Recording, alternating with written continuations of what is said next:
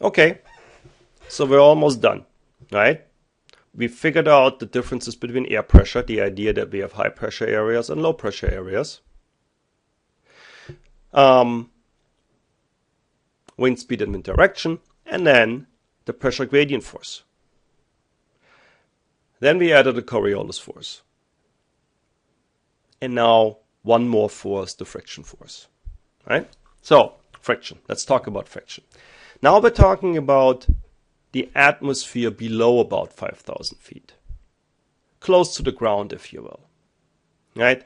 And basically what you get is the wind is slowed down by bumps in the Earth's surface.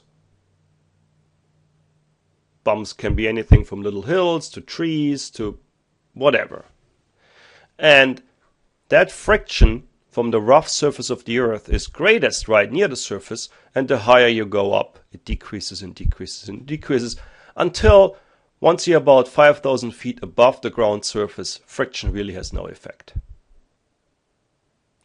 And what friction does, it slows down the wind speed.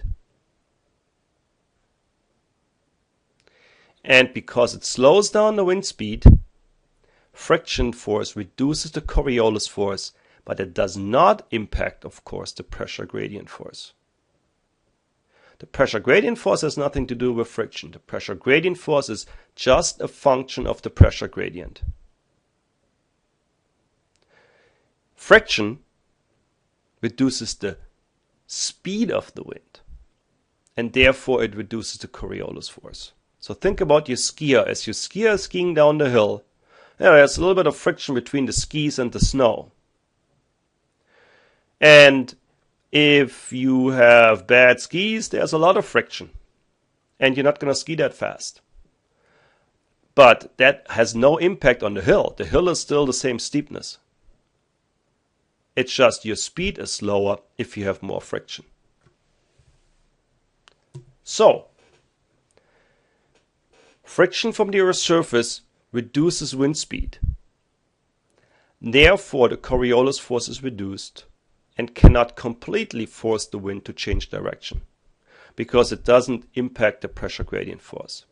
The pressure gradient force dominates the Coriolis force, and the wind has to blow diagonally at an angle across the isobars. So let's look at this graph here for a second. High pressure area, low pressure area. So wind wants to go from high to low, blowing straight down the pressure gradient, right? And as it blows, it gets deflected to the right by the Coriolis force. And in the upper atmosphere, if there were no friction, the dashed purple line would be the resultant wind direction, geostrophically parallel to the isobars. But that doesn't work in the lower atmosphere because of friction. Friction reduces the wind speed, and the resultant wind direction is the pink arrow, going diagonally at an angle across the isobars. Now we have it all. Now we can perfectly predict wind speed and wind direction. Let's try this. Here's the whole story. Here's a wind map. This happens to be from some website online, a map that shows you in the little white arrows the wind direction, and then depending on how long these arrows are, the wind speed. That's all nice and well, but this map was constructed following the rules we've just established. Pressure gradient force, Coriolis force, friction force. Now this was done by a computer, but the computer doesn't do anything different than using the rules we've just established. So we can do this ourselves. We don't need this anymore. This is just, this is fun to look at, but we don't need it. When you think about wind, you always have to ask yourself, are you predicting wind in the upper atmosphere or in the lower atmosphere?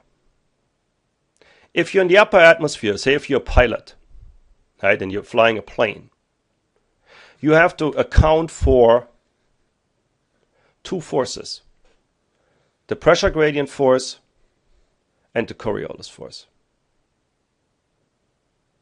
If you want to predict wind in the lower atmosphere, near the surface, you have to account for three forces: the pressure gradient force, the Coriolis force, and the friction force.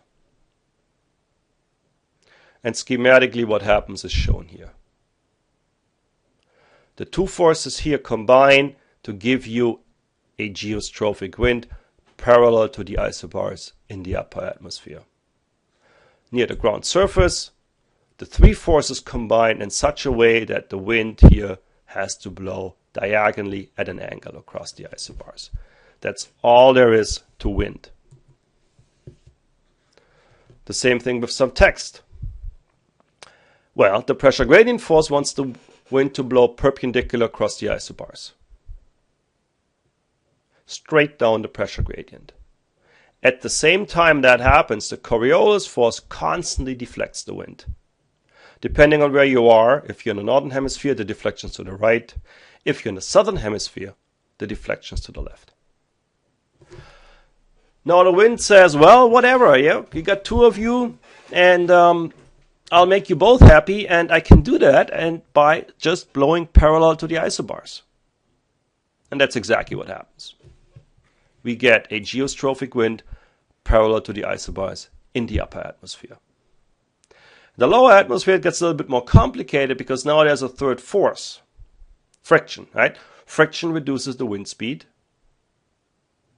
Therefore, it reduces the Coriolis force. But that has no impact on the friction force. On the pressure gradient force. And the wind says, well, all right, now I have to make the compromise between the three of you. And hey, I can do this if I just blow diagonally across the isobars. Then all three of you are satisfied. That's it.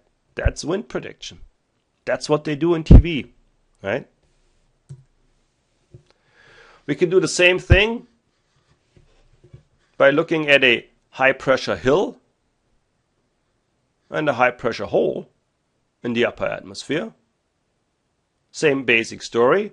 Geostrophic winds parallel to the isobars, right? Doing this sort of thing. In the lower atmosphere, winds have to converge or spiral into the low pressure area, crossing the isobars at an angle. And they have to flow down or flow out or diverge from a high pressure area, crossing the isobars at an angle.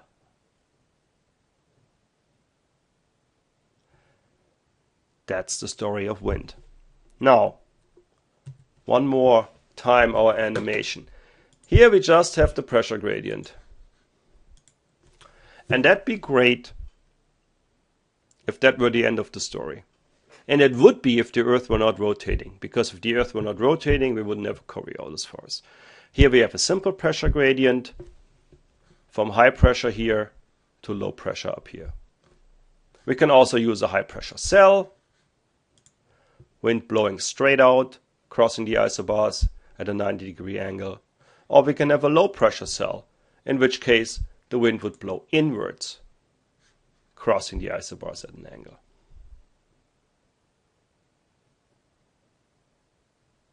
Let's go back to the pressure gradient and make the realization that in reality we have Coriolis force, the Earth is rotating. So here's our wind pattern in the upper atmosphere. Our wind gets deflected to the right by the Coriolis force, eventually ends up blowing parallel to the isobars as a geostrophic wind. Wind direction in the upper atmosphere is always parallel to the isobars. The wind cannot cross the isobars. That's a simple pressure gradient. This is what this looks like. The wind blowing out of a high pressure cell in the upper atmosphere gets deflected to the right and then does its motion parallel to the isobars, clockwise direction. Let's look at this in a low pressure cell. In the upper atmosphere, winds blow in, get deflected to the right by the Coriolis force, and then they end up on this never-ending circle, if you will, blowing around the low pressure area parallel to the isobars. That's the upper atmosphere. How about the surface? Let's go back to the pressure gradient. surface wind pattern.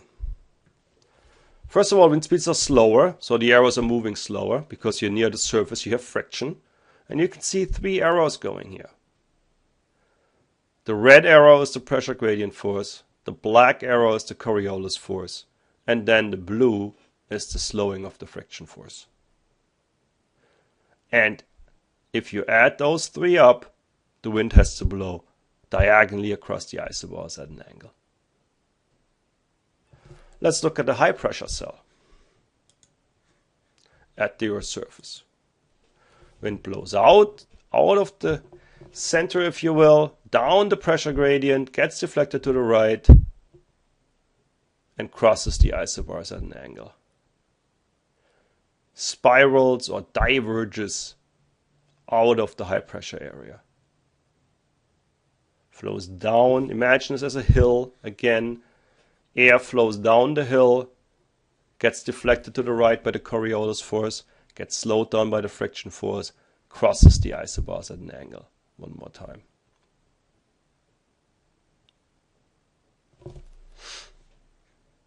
Now how about a low pressure cell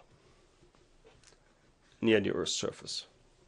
Winds are blowing into the low pressure cell, spiraling in, if you will, crossing the isobars at an angle.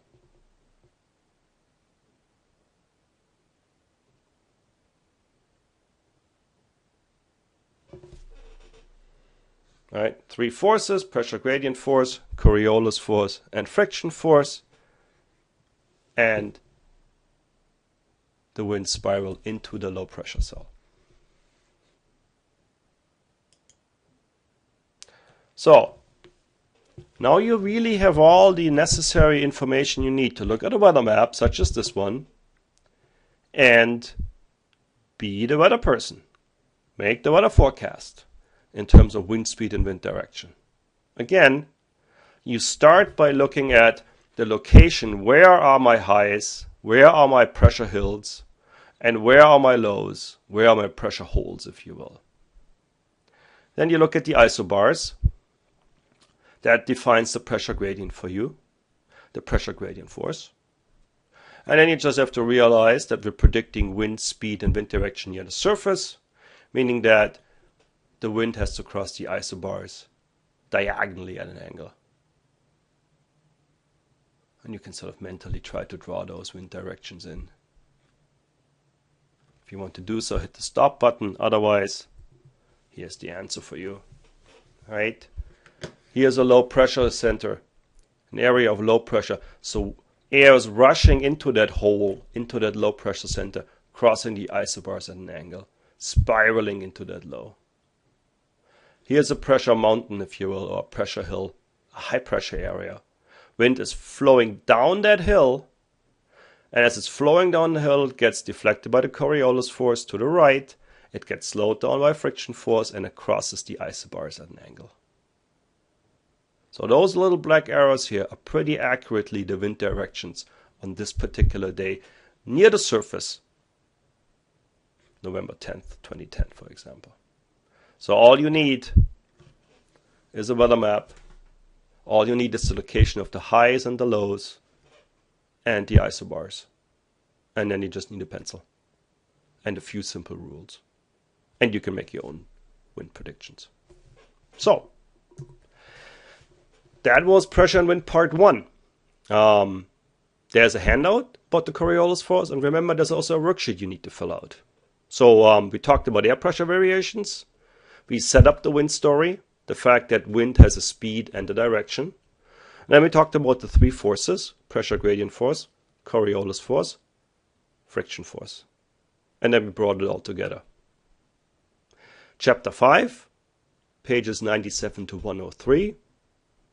And the animations that you just saw in this lecture are also included in your book, in that CD in the back. The next class will be pressure and wind part 2. So we'll delve a little bit more deeply into this issue of air pressure and wind and how it all works. So thank you very much for watching, and I'll see you for pressure and wind part 2.